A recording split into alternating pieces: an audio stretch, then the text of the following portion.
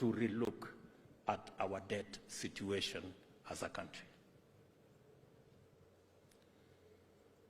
And that is the reason why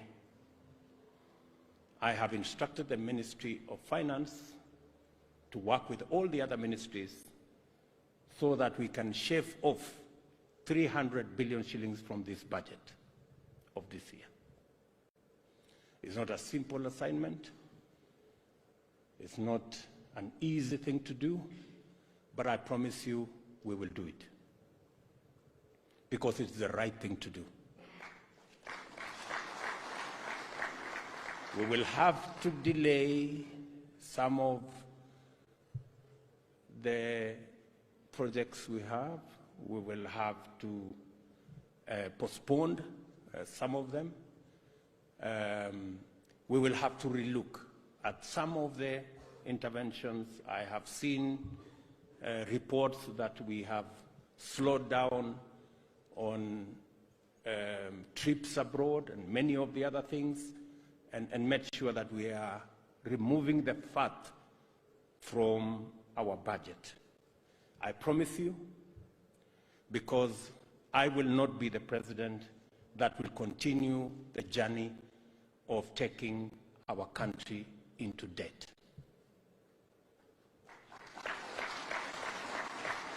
It's going to be a difficult choice, but I don't see an option.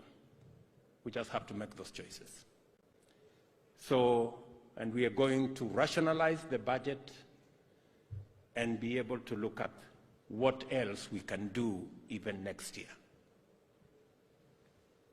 I have also given instructions to the Ministry of Finance that yes, we will go to the market, and if we find that in the market we cannot find money at 10%, we will go back and relook at other sources. It's not possible for us to borrow at beyond 10%. Anything 12, the last borrowing that we did was at 14%. That is unacceptable. And that's the trajectory we are going. I don't know whether it is good news for you. I don't know whether it is bad news, but that's where we are going. I'm sorry, gentlemen and ladies,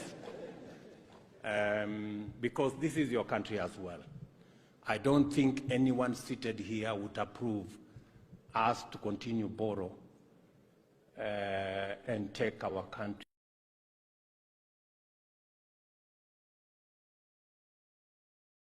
to debt in a way that is not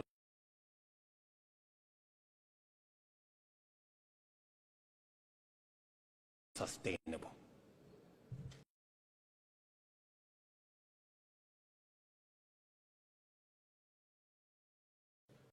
True or not true?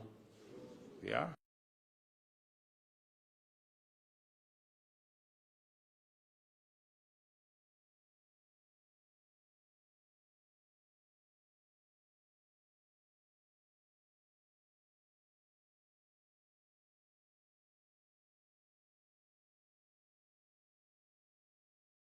So we have to balance things out. I know high interest rates are good for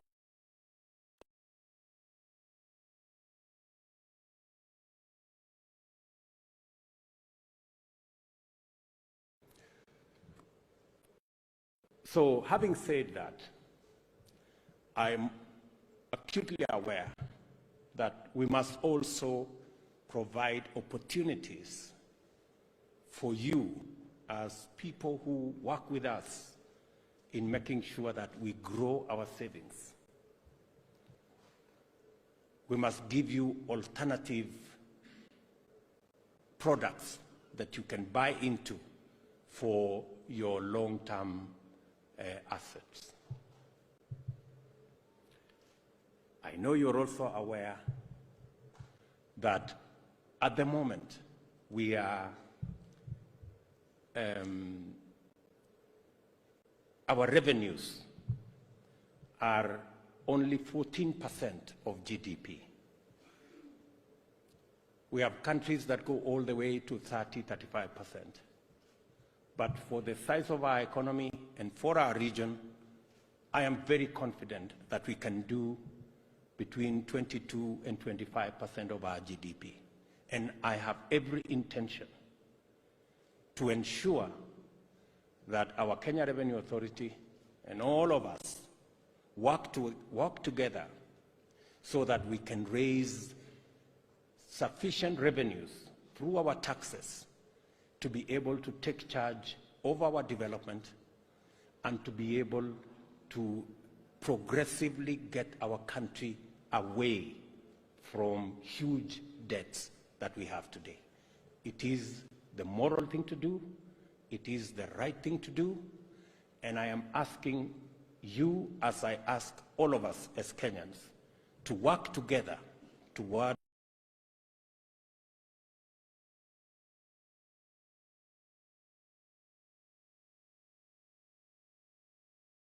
doing that which is right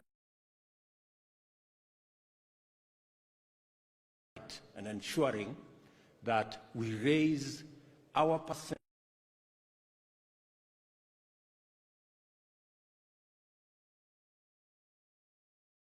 programs to retire our debts and to set the correct footing for our country, because we can do it.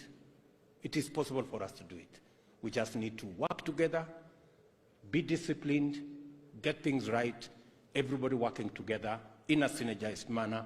We can get our country in the right place, and I have every intention of providing the leadership for us to get there.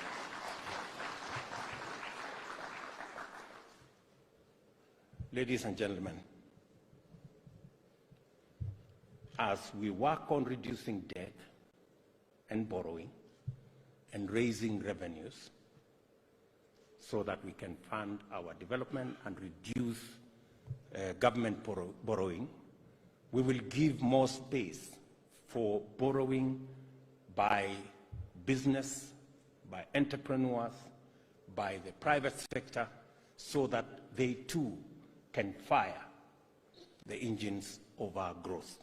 Because continued government borrowing at the level that we have is squeezing out the private sector, denying the private sector the resources to be able to drive